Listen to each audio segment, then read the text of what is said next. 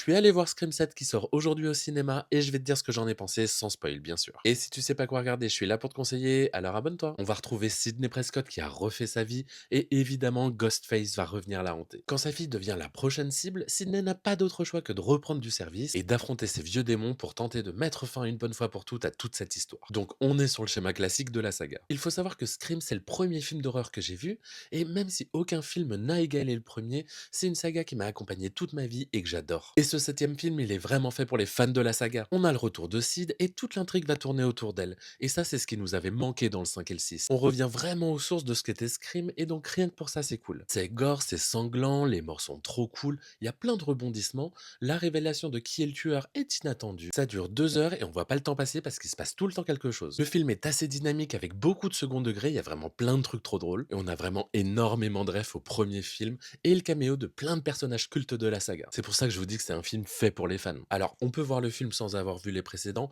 mais bon, ça aura pas grand intérêt parce que l'histoire en tant que telle est pas incroyable. Après, je trouve pas que le film il fasse vraiment peur et il y a des choses un peu cheap par moment quand même, il faut l'avouer. Mais franchement, j'ai quand même passé un bon moment, surtout que j'étais invité à la projection de minuit, donc ça rajoutait une touche de terreur, genre. En résumé, est-ce que c'est le meilleur film de la saga? Non.